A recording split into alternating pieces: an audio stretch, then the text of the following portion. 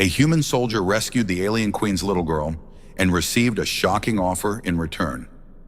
The sky above Xiferon was on fire, which was not unusual for a Wednesday. Plasma storms rolled in lazy spirals across the ash-gray heavens, lit by streaks of anti-orbital artillery carving trails between jagged mountaintops. The ground shuddered as something large exploded in the distance. Probably a tank, possibly a very unlucky goat. Either way, Sergeant Dane Carson didn't have time to care. He was elbow-deep in wreckage, tugging at the bent steel of what had once been a Vraxian personnel carrier and now resembled a tin can stepped on by a cosmic toddler. The HUD on his helmet blinked irritably, signaling dangerously low oxygen, ammunition reserves at tragically comedic levels, and morale marked as somewhere between May and panic. He ignored it, gritting his teeth as he pried open the hatch. This mission was supposed to be a fast recon sweep. Get in, get the beacon, get out. No drama, no surprises, no royalty. He'd just freed the last bolt when something inside hissed at him. Not a mechanical hiss, not hydraulics or overheating coolant, but a furious, distinctly sentient hiss. And then he saw her. She was crouched behind a fractured stasis pod, gripping a small, fuzzy creature with one glowing eye and an uncomfortably cheerful grin stitched onto its mouth. Her skin was a soft mauve shade, bruised with soot and speckled with cuts. She was about the size of a human 8-year-old, though the long pointed ears twitching from her tangled hair suggested she definitely wasn't from Earth. Her eyes, big, luminous, and suspiciously shiny, met his. She snarled, bared tiny sharp teeth, and flung a piece of twisted metal at his head. It bounced harmlessly off his helmet. "Back, meat-snouted Earth creeper," she screeched in perfect galactic basic. "I am Princess Lyra of the Vraxian Ascendancy. Touch me and suffer 1,000 years of imperial retribution." Dane blinked. "Well," he muttered, "you're definitely not from the mailroom." Another explosion shook the ruins, followed by the crackle of a voice on his comm. "Carson, we've got evac incoming in 6 minutes. You find anything?" Yeah," he replied, ducking as the girl, Lyra apparently, attempted to brain him with a busted handheld holo player. "Found a princess, very stabby. 10 out of 10 attitude." There was a long silence on the other end. Then, "Please tell me that's code for a broken data core." "Negative. Small. Sentient. Threat level. Emotionally volatile." Another boom echoed, closer this time. Dane looked at the little alien girl, who was now growling and attempting to operate a plasma cutter upside down. She was injured, scared, and whether she liked it or not, he was the only thing between her and the rapidly approaching Vraxian kill drones lighting up his motion sensors. He sighed. "All right, Your Highness," he said, slowly lowering his rifle and pulling off his helmet to show his face. "Rule number 1 of surviving Xiferon: don't get killed. Rule number 2: trust me to get you off this rock, and I'll throw in a chocolate ration." Her eyes narrowed. "Is that the brown rectangle thing that smells like despair?" He nodded solemnly. "That's the one." With a huff, she tucked her fuzzy creature under her arm and limped toward him. "Fine, but if you betray me, I'll have your spleen turned into a diplomatic appetizer." "Noted," he said, scooping her into his arms. She immediately tried to bite him. He was halfway back to the evac site, dodging plasma bolts and navigating a particularly judgmental crater, when Lyra leaned in close and whispered, "My mother's going to vaporize you." "Oh?" he asked, ducking behind a jagged rock as a drone zipped overhead. "She doesn't like humans," Lyra added helpfully. "She says you smell like old soap and rebellion." Dane chuckled despite himself. "Can't argue with that." The dropship came screaming in low, wind from its thrusters, whipping through the smoke and debris. Dane bolted the last 50 meters, Lyra clinging to his vest like a particularly sarcastic backpack. His squad stared at him like he'd grown a second head. "What the hell is that?" Corporal Juarez demanded as he stumbled aboard. "Royal baggage," Dane wheezed, collapsing into a jump seat. "Do not poke her." Lyra smiled sweetly and held up her plush companion. Its eye glowed menacingly. The hatch sealed. The ship roared upward, breaking atmosphere in a trail of scorched air and confused cursing. As Dane finally allowed himself to breathe, Lyra settled beside him, watching the stars reappear through the viewport. "You're not entirely useless," she said grudgingly. "Thanks," Dane replied, massaging a fresh bite mark on his shoulder. "That means a lot coming from someone who just tried to sell my spleen." She smiled. It was sharp but not unkind. As the moon of Xiferon burned behind them, Dane couldn't help but feel that something had shifted. He didn't know what he'd started by saving her. He didn't know what kind of empire he'd just stepped into. But he knew one thing for sure. He really needed a shower, and maybe another chocolate bar. Dane Carson had expected to be shot the moment he set foot on the Royal Varaxian flagship. Not ceremonially shot, just the regular kind, preferably in the chest, maybe twice, with some kind of alien plasma thing that boiled your insides and smelled like burnt fruit. Instead, he was met by a small battalion of silver-armored guards who stared at him like he was a bad odor someone had tracked across the velvet floors. One of them actually sniffed. "You smell like rust and carbohydrates," the guard muttered in Varaxian. "I get that a lot," Dane replied in Basic, adjusting the collar of his patched-up field uniform. "Must be the stress sweat, or the granola bar I shoved in my boot 3 days ago." Princess Lyra stood beside him, still holding her plush, one-eyed beast, now wearing a tiny cape she'd fashioned from a trauma blanket. She looked uncannily unbothered by the grandeur of her surroundings, probably because she'd grown up in it.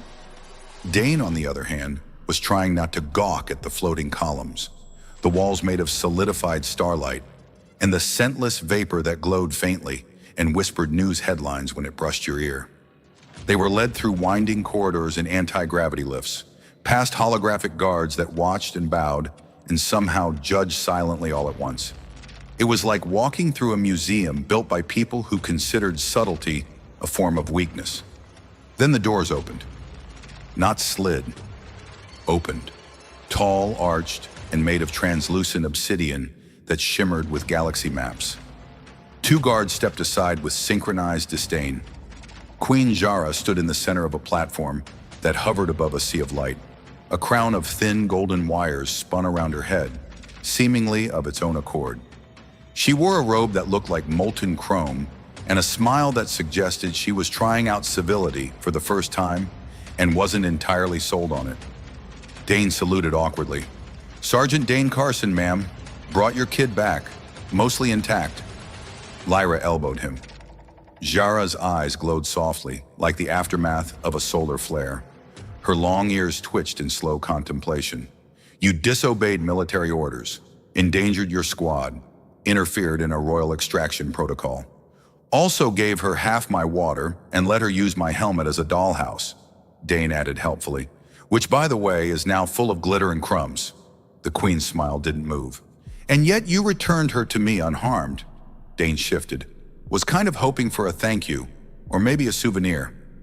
Queen Jara descended the platform in 3 silent glides. She stopped inches from Dane, examining him like a curious bacterium. "Human, you fascinate me." "That's either flattering or terrifying," he said. "Possibly both." Her gaze didn't waver. "You saved something precious to me. For that, I owe a debt." "I mean, a medal would be fine," Dane said, scratching the back of his neck. "Maybe a fruit basket? Something that doesn't come with politics or lasers?" Lyra giggled, hopping over to stand beside her mother.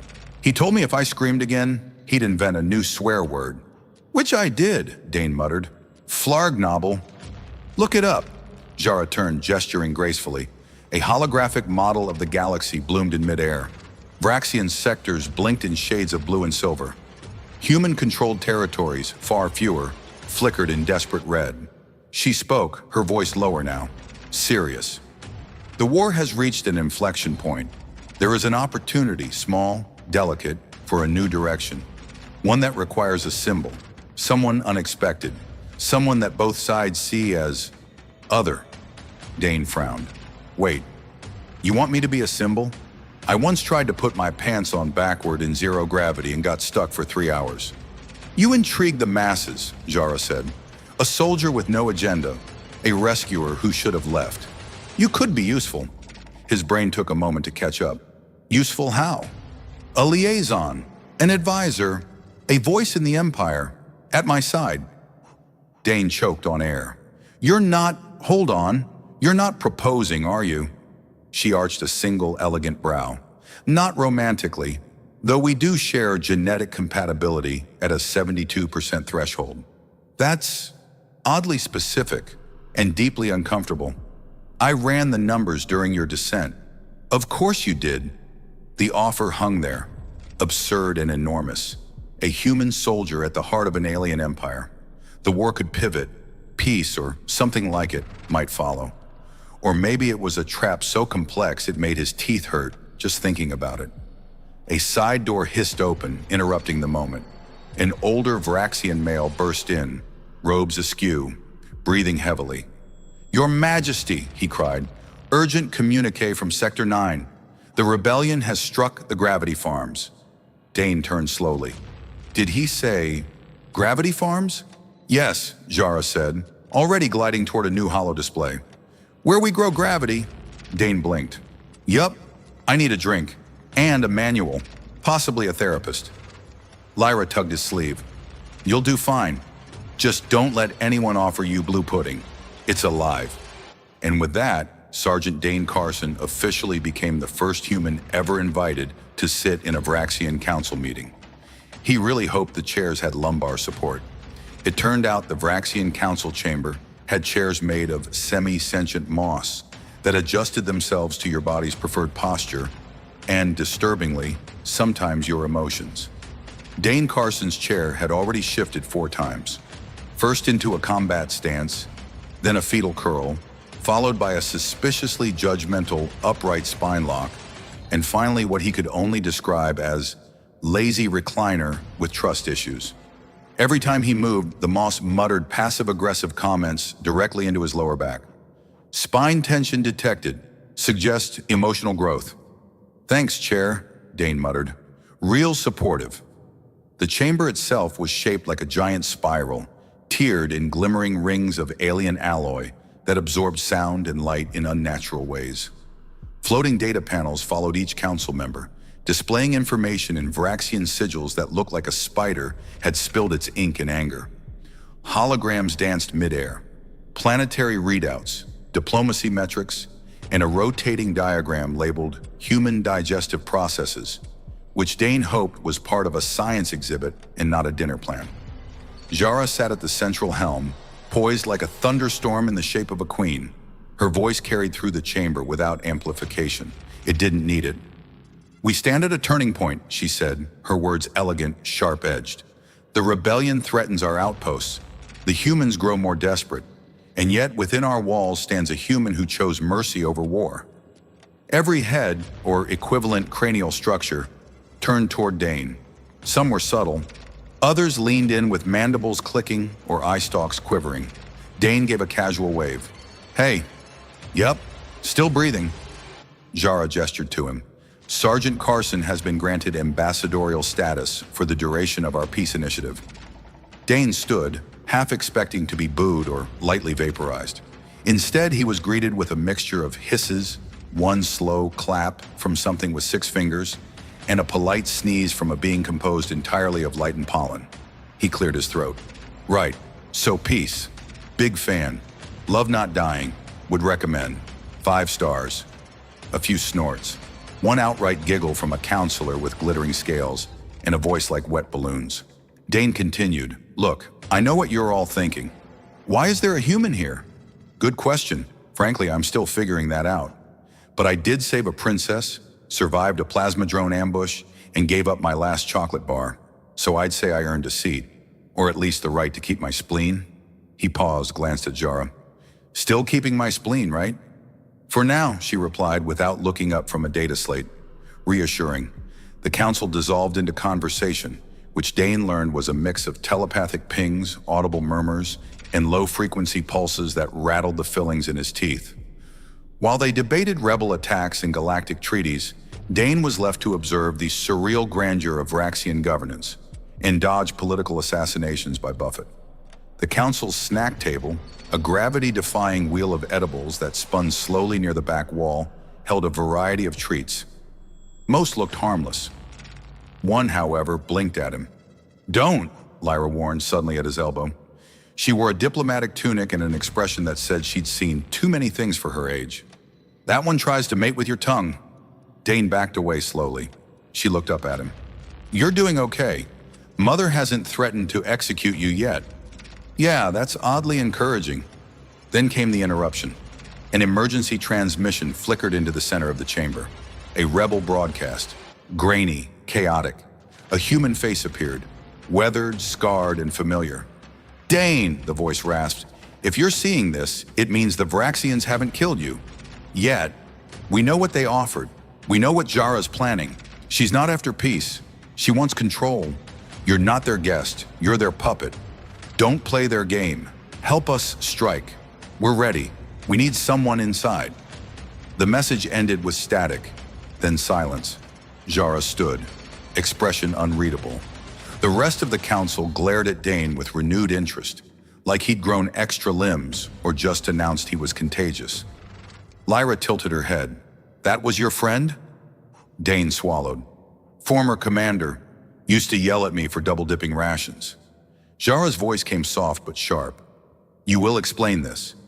Dane looked around, the weight of alien eyes pressing on him. He'd been here less than a week, and already he was being pulled in two directions. The familiar past and the treacherous future. He forced a smile. "You ever get the feeling you're the only guy at a party who didn't read the invitation fine print?" No one laughed. Even the chair went rigid beneath him. And for the first time, Dane felt a chill crawl down his spine that even the moss couldn't cushion. "Welcome to diplomacy." Dane Carson had always believed that honesty was the best policy, right after "don't lick alien batteries" and "never trust a smiling customs agent." But standing in the middle of a royal Vraxian war room, flanked by high-ranking officials who could crush him with their minds, or worse, with administrative paperwork, he was rapidly rethinking that life philosophy. The walls flickered with war maps, planets outlined in pulsing red, star routes clogged with skirmish data, holographic fleets repositioning themselves like predatory insects. At the center of the display hovered the message from the human resistance, replaying in stuttered loops like a bad commercial. "Dane, we need someone inside," over and over again, like a guilt-flavored ringtone. He rubbed the back of his neck, avoiding Queen Jara's eyes. She was perched on her throne platform again, ears twitching ever so slightly, which Dane had learned was a Vraxian sign for mild to moderate homicidal irritation. "I swear, I didn't know they were going to broadcast that," Dane muttered. "We haven't exactly been sending each other holiday cards." Jara's voice was level, but cool. "Your former commander knew exactly where you were. That implies surveillance, coordination, possible infiltration, possible embarrassment," Dane added. "I mean, the guy called me a puppet. That's just rude." "You laugh," snapped Counselor Velk, a skeletal being with translucent skin and a voice like a malfunctioning airlock. "But this is not a game.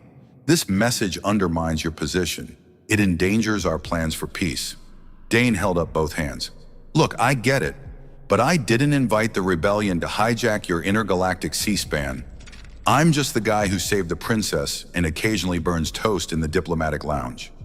"Actually," Lyra chimed in, materializing beside him like an interstellar shadow, "he also taught the food synthesizer how to make pancakes. They are weird, but addicting." Jar regarded her daughter with a blend of fondness and quiet horror. "Your loyalty to the human is noted, however misplaced." "He gave me syrup," Lyra said solemnly. "You don't betray someone who gives you syrup." Dane gave her a quick thumbs up. "Thank you. Finally, someone understands the ancient law of breakfast." Still, the tension in the room didn't lift. Even the moss chair beneath him had gone uncomfortably firm, as though bracing for impact. Jara finally rose. "The situation is unstable. We must determine your loyalties, Sergeant Carson." "Test away," he said, trying for bravado, and only sounding slightly like he'd swallowed a moth. "Blood sample? Brain scan? Karaoke night?" She didn't smile.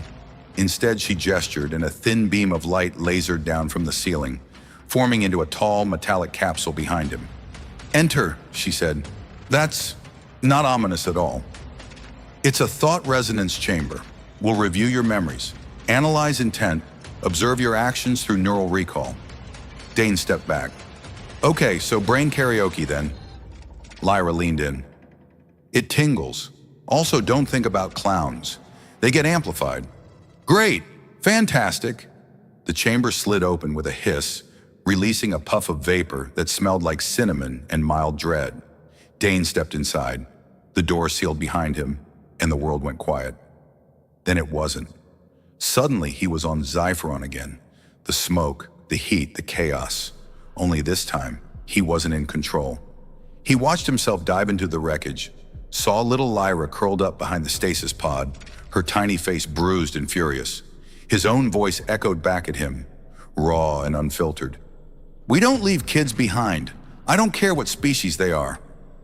The memory shifted, flashes of his squad arguing, the dropship ascending, Lyra biting his shoulder mid-flight. Then another memory, earlier, hushed voices in the resistance tent. His commander, the same one from the broadcast. The Varaxians won't stop until they've absorbed every system. If they offer you anything, it's a trap. Smile, accept, then detonate from within. Dane flinched. He hadn't remembered that part. Or maybe he'd chosen not to. The chamber went dark, then light again, then opened.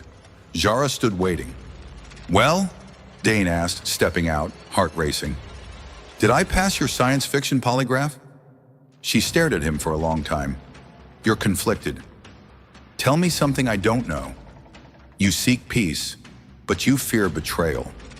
You've lived in war for so long, you mistake survival for strategy. That sounds like a fortune cookie I once got, he said, brushing mist off his jacket. Except the cookie tried to bite me, Lyra giggled. Jara turned to the council. The human is not without flaws, but he speaks truth. His intentions, however muddled, are not treacherous. The chamber rippled with tension easing, just a notch, enough that Dane dared to breathe again. And then, because life had impeccable timing, the room's warning sirens blared. Unscheduled breach, barked a voice. Hangar Bay Theta, multiple life signs, armed. Jara's eyes narrowed. The rebellion. Dane blinked. Wait, now? Here? Lyra handed him his sidearm like a waitress offering extra condiments. Welcome to the Empire. Hope you brought ammo. He hadn't, but he did bring sarcasm, and that at least was loaded. The firefight in Hangar Bay Theta was nothing short of a galactic food fight, if the food in question was high-powered plasma and the pies were heat-seeking. Dane Carson dove behind a stack of Vraxian energy crates, which, according to the glowing red glyphs, were either explosive ordnance or an aggressive type of alien cheese. He didn't have time to check. Above him, rebel ships had punctured the force field with precision strikes, slipping in like interstellar eels. Human operatives spilled into the hangar, shouting coded phrases and ducking behind sleek transport haulers. Their armor gleamed with makeshift insignia, burned flags, scratched resistance logos, the occasional scribbled joke, if found, return to Earth. Jara moved through the chaos like a storm goddess sculpted from moonlight and malice. Her long ears flicked as she gave orders in a tongue that sounded like collapsing metal and whispered riddles. Even in the middle of an invasion, her posture said, "Try me, I dare you." Dane was about to jump into the fray when Lyra appeared beside him, holding a sleek alien weapon that looked far too large for someone who had once tried to ride a medical droid like a pony. You said they wouldn't come, she said, eyes wide, voice teetering between betrayal and awe. I said they shouldn't come. Big difference. You humans are very good at saying things that end up being wrong. He offered a grim smile. We call it optimism, or bad luck. Together they moved from cover to cover, firing only when necessary.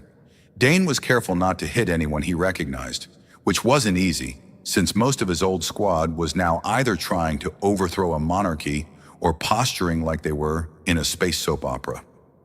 The rebel leader, Commander Harlan, the same man who had hijacked the broadcast, appeared amidst the haze, his scarred face glaring through the visor. Carson, he barked, you're coming with us. We've got a clean extraction window, 10 minutes before this place locks down. Dane looked at him, then at Lyra, then at the Queen, who was currently disabling 3 rebels with what looked like a decorative scepter and very poor manners. I can't, Dane said. Harlan's eyes narrowed. They've brainwashed you. No, but they did run a memory resonance scan, which is kind of like therapy, but with more lasers. Point is, this isn't the same mission anymore. What are you talking about? I'm talking about a chance to end the war without turning the galaxy into a barbecue pit. Jara wants peace, real peace, not the let's hold hands while stabbing each other in the back kind. And you believe her? Dane shrugged. I believe her kid, and I believe I've seen enough blood to last 3 lifetimes. For a second, Harlan said nothing. Then he raised his blaster. Sorry, Sergeant, can't risk it. Before he could fire, a pulse bolt knocked the weapon clean out of his hand. Jara stood behind him, her scepter sizzling. That was not a request, she said icily. Dane sighed. Thanks. Again. Jara gave him a sideways look. You remain inconveniently durable. The rebels were rounded up, not killed, but detained with a surprising amount of dignity. Dane insisted on it. Jara allowed it. For now, it was a start. 2 standard weeks later, the Varaxian capital had undergone a transformation. Where once there had been polished paranoia and decoratively lethal architecture, now there were banners of unity. New councils were being formed, human representatives appointed, rebel prisoners released. It wasn't a fairy tale ending, but it wasn't a war zone either, which by galactic standards was a win. Dane stood on a high balcony overlooking the starport, sipping a fizzy green drink that tried to taste like lemonade, but mostly reminded him of guilt and lime. Lyra joined him, now dressed in something that might have passed for royal armor if it hadn't been half covered in doodles. One shoulder bore a painted Earth flag, the other, a cartoon pancake with a crown. Mother says she's rewriting the peace treaty, she said. She keeps using your sarcastic tone in the phrasing. I'll take that as a compliment. She also said she might not vaporize your planet. Dane raised his glass. To small miracles. A beat of silence stretched between them. I heard you turn down the title, Lyra said. Yeah, Grand Human Emissary of not getting shot was a bit much. So what now? He exhaled slowly, watching ships lift off toward newly opened skies. Now? I stay, help build something worth keeping. Translate a few idioms. Teach the council not to hold meetings at 0400, and maybe... He grinned. Maybe start a pancake shop. Lyra laughed. You're weird. I get that a lot. Behind them, Jara approached. She wore no crown, just a simple tunic of dark silver, her long ears half tied back in what passed for a diplomatic bun.